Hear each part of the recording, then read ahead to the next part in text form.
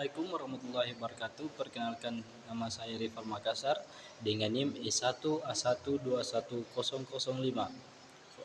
Program studi S1 Ilmu Komputer, Fakultas Ilmu Komputer, Universitas Megariski Makassar.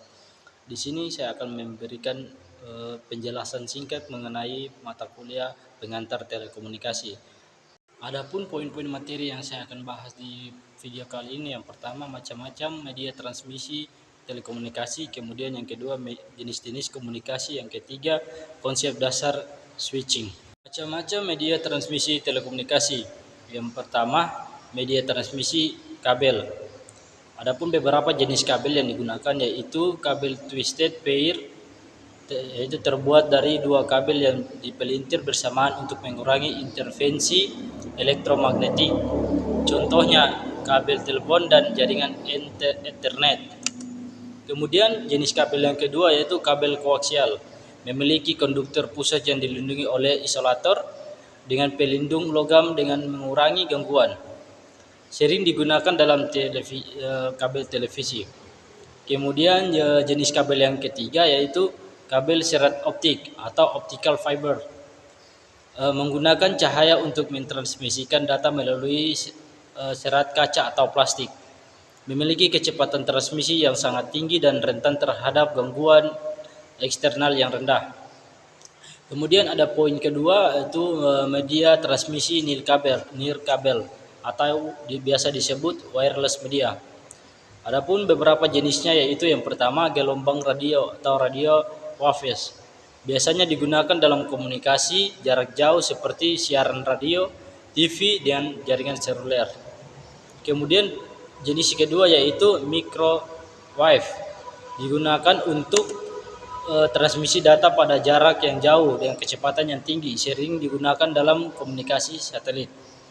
Kemudian yang jenis ketiga yaitu infrared, digunakan dalam komunikasi jarak pendek seperti remote control dan perangkat jaringan nirkabel tertentu.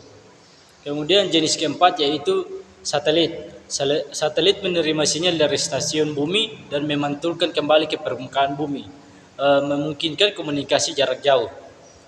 Kemudian poin berikutnya yang saya akan bahas yaitu jenis-jenis komunikasi.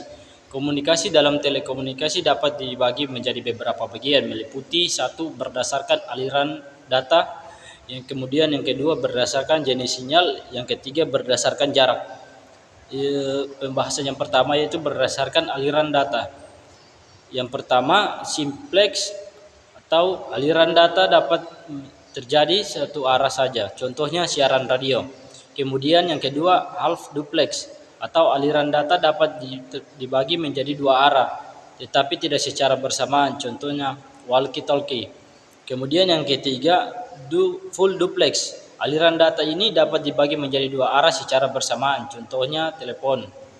Kemudian poin kedua yaitu berdasarkan jenis sinyal. Yang pertama, jenis sinyal analog, sinyal yang bersifat kontinu dan dapat memiliki berbagai nilai amplitudo. Yang kedua, sinyal digital, sinyal yang bersifat diskrit menggunakan nilai 0 dan 1 untuk mempresentasikan data. Kemudian yang poin ketiga yaitu berdasarkan jarak.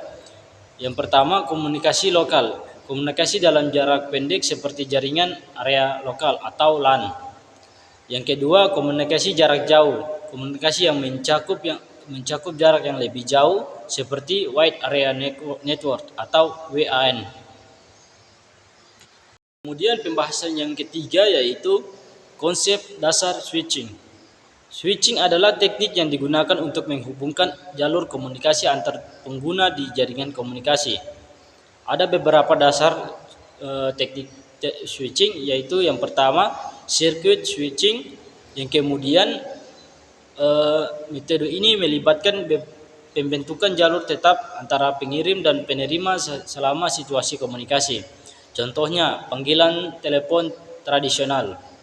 Kemudian yang kedua, paket switching atau biasa disebut switching paket.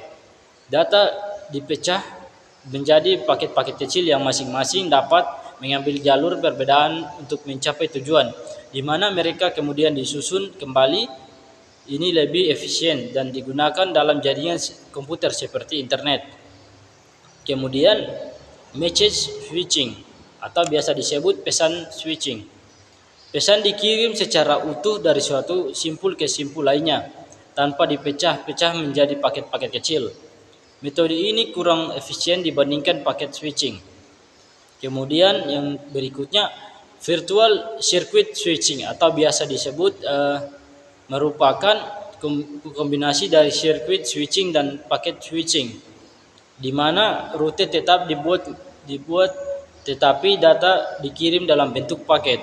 Biasanya digunakan dalam jaringan ATM atau yang biasa disebut asynchronous transfer mode. Mungkin itu saja video penjelasan dari 3 materi yang diberikan, yaitu yang pertama macam-macam media telekomunikasi, yang kedua jenis-jenis komunikasi, yang ketiga konsep dasar switching. Kurang dan lebihnya saya mohon maaf. Wabillahi taufiq wal hidayah. Wassalamualaikum warahmatullahi wabarakatuh.